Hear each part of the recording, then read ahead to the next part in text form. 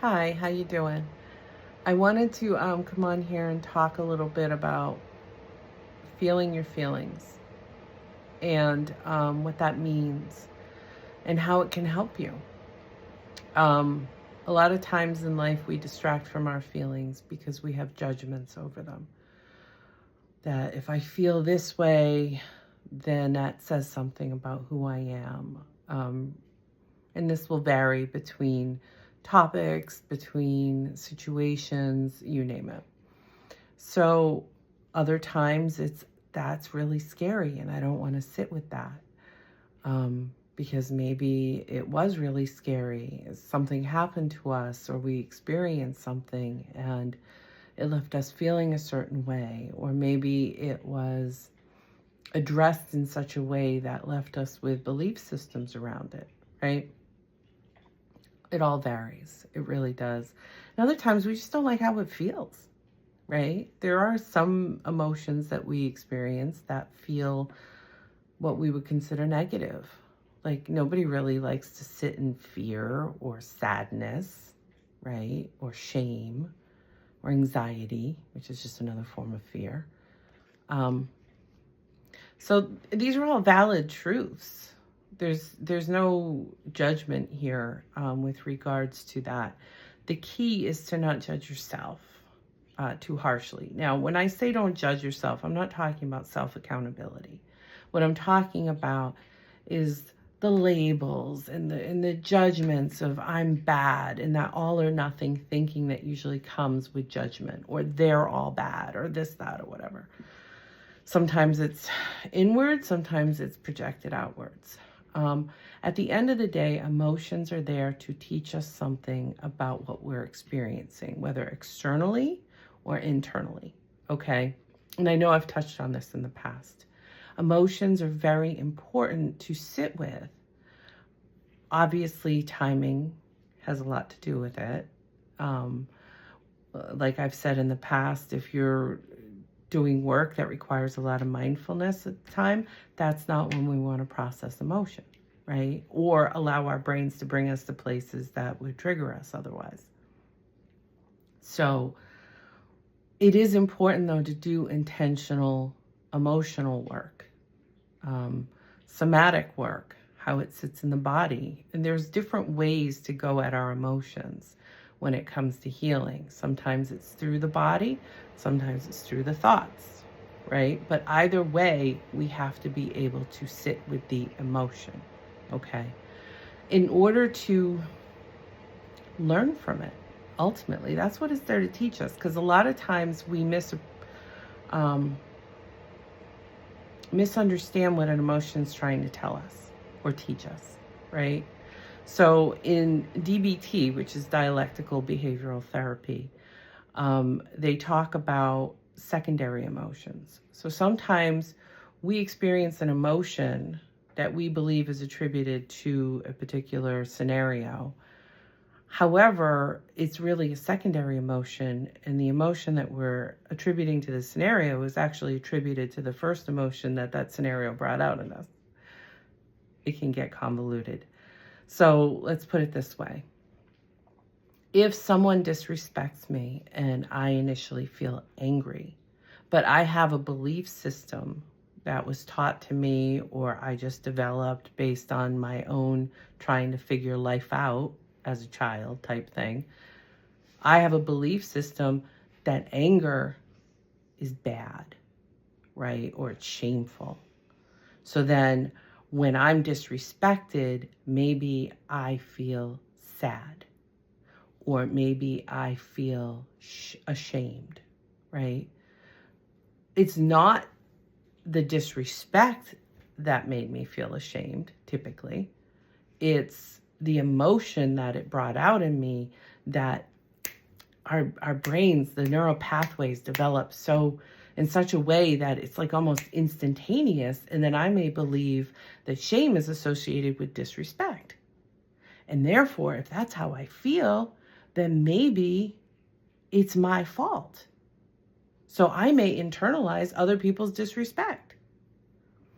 This is one of many, many examples, okay? But it's like a chain of events.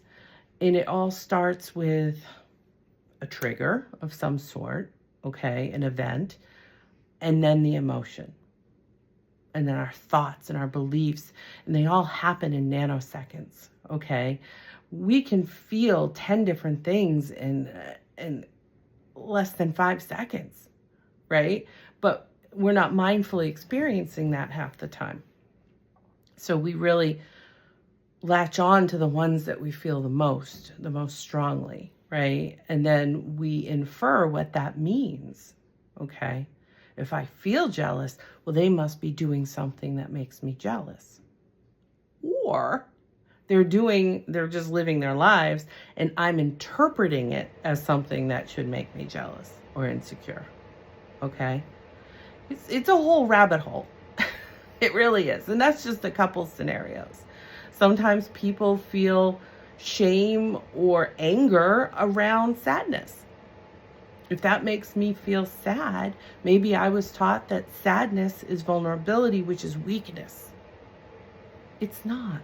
No emotions are good or bad. They're just there to teach us something, teach us about our belief systems, our unconscious belief systems, or our conscious belief systems, which form those perceptions of what things should or shouldn't be, shaming, right? Or is not, or whatever it is. And this is why things are oftentimes relevant or not relevant. This is why you can have two people that can go through the same thing and feel very differently about it, right? Because our belief systems feed our perceptions. Our perceptions are that filter in which we experience our life through, right? And those belief systems can either keep us stuck or help us move forward. But we don't know unless we spend time with how they make us feel.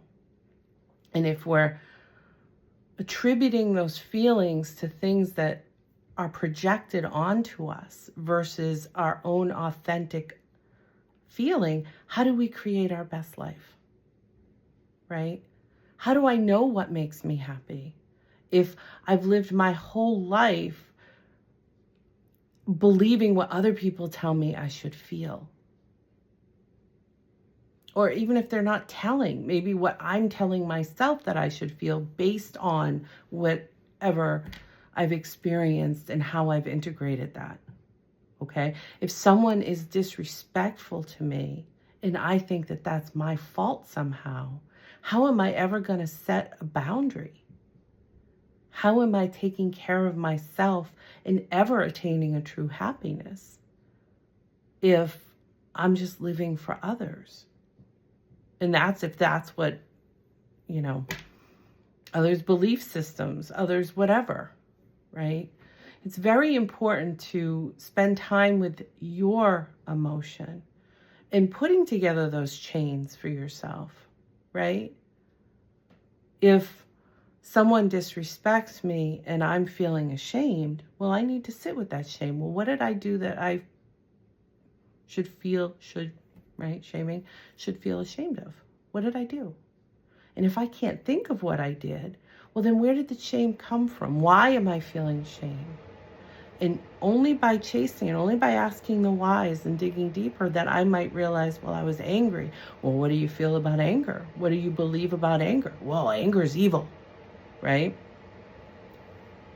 It's not. I'm not saying it is. I'm just saying that sometimes people hold those beliefs, whether it's however they learn those beliefs. Sometimes it's through religion. Sometimes it's through somebody's response. Like maybe somebody recognizes that their behavior made you cry, and then they get angry at you for it and shame you because they're deflecting from their own emotions and projecting onto you.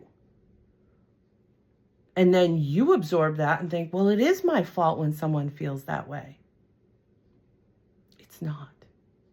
Now, I'm not saying we can't engage in behaviors that don't ever adversely impact other people's emotions. Of course we do.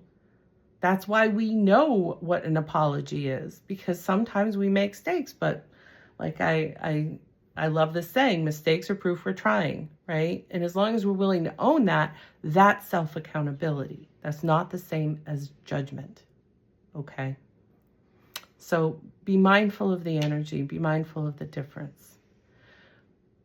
The only way you're going to discover these things, though, is when you sit with the emotion. And that can be scary because we have a lot of belief systems around different things, and it can feel unpleasant. However, in those moments when you do that, if you're doing healing work, you got to sit with the emotion. Journaling helps because it purges it. It gets it out of your body, gets it out of your head.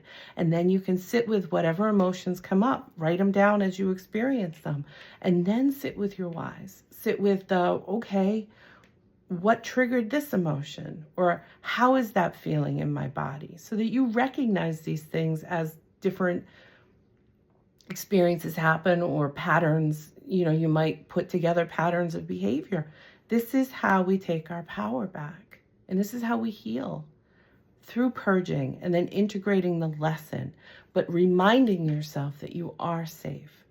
If you are safe. Now, if you are legitimately in a situation where you're not safe, then tap into resources. There are resources out there that are meant to help, okay? And I know that they don't always. Some, depending. But there are resources, okay? Do your investigation. Do your research, look into it in a safe way, always be safe. But I'm talking legitimate safe, like safety to your life and things like that, not that perceived unsafe of, if I sit with that emotion, it's like experiencing it again. You're not. And when you do sit with it, and if it goes that deep, you don't want to sit with it alone. So resources can also be talking to someone, being with someone when you do that work, so that you do feel more stable and safer, right? But it's just also recognizing that I survived that. I did that, right? You did that. You survived. Therefore, thinking about it or processing it is not the same as going through it again, okay? But be mindful, like sometimes the work is just starting with the, can I even do this? And thinking about what that might feel like, right? Just the thinking about it and how that feels. That's a step. Like I always tell people, 50 pounds will always be 50 pounds. But the first time you try and lift it, you may not be able to, depending on where you're at strength-wise, right? However, the more you lift it, the more you build yourself, the easier it is to lift. But it will always be 50 pounds, right? So that's healing. That's growth. You can revisit it. It's not going to feel the same the more work you do, okay? And it's not always about trauma. Sometimes it's just about belief systems that don't serve us and that maybe keep us stuck, right? We don't know unless we feel it, unless we sit with it and determine what feels good to me, what doesn't. Is that actually me, or is that someone else? Because if someone, like I said, if someone makes you feel a certain way, okay, and shames you for it or whatever, you got to ask yourself, like, is this a real asset in my life? Is this someone who has experienced that or has experience with what they're trying to tell me about? Or are they just regurgitating someone else's theory or someone else's story or something like that? And are they just trying to control me? Is it manipulation or is it actual help, right? It's kind of like they say, don't take relationship advice from someone who has a crappy relationship, right? Always pay attention to the source. None of us are perfect, for sure. However, just be mindful. Be discerning is a good one. That's a good one. Be discerning in all things, okay? So that's the importance of feeling the emotion and not just acting on it, right? But really sitting with it for a while to make sure that the choices that you're making are serving your best and highest good, and not causing harm in a sense where I'm overtly throwing you under the bus so that I can feel better. It's in Ickes. we want to be integral in life, right? We want to show up with integrity. However, we got to start wherever we're at. And I'm not saying you're not with integrity. I'm just saying, everyone's got to be where they're at. And don't compare yourself to other people, because we're all born with our own strengths and our own challenges, and we're all on our own path. We can walk it with others, but we don't want to compare to someone else. When we look back, we want to compare to, how would I have dealt with this 6 months ago versus how am I dealing with it now? Where am I at in comparison to me, right? That's growth. Whenever we try to compare to someone else, that's always going to diminish us somehow, or exalt us in a false way, in an inauthentic way, right? Because technically no one's better than anyone else, right? We're all just on our own missions here, our own, well, not mission, but our own path. So stay in your own lane, right? And work on you. Don't worry about the next person. What I mean by that is, don't try and control the next person, okay? And worry never really helps us anyway, but don't concern yourself with someone else's life choices when you have your own to make, okay? Unless those choices are impacting you in such a way that you have to think about it and develop boundaries with it, or have effective communications around it, or whatever the case. Okay, it's going to differ from, everyone's going to fit this where it fits in their life. It's not going to apply to, well, I shouldn't say that. Everyone goes through this to some degree. Everyone has emotions. Even if you barely feel them, you still experience them on some level that indicates that, oh, that's what that is. Okay?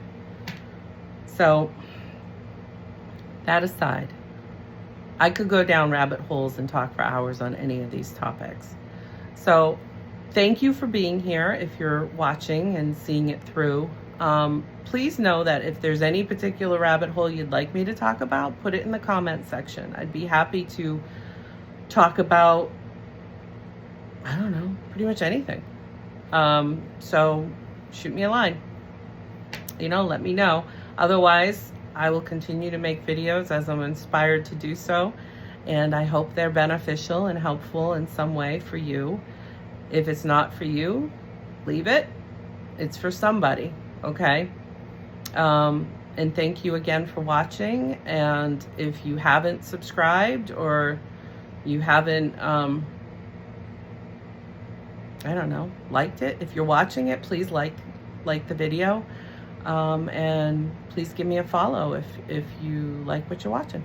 I suppose if you're here 18 minutes into it, then you must not hate it. But anyway, you do you, and I hope you do it well. Okay?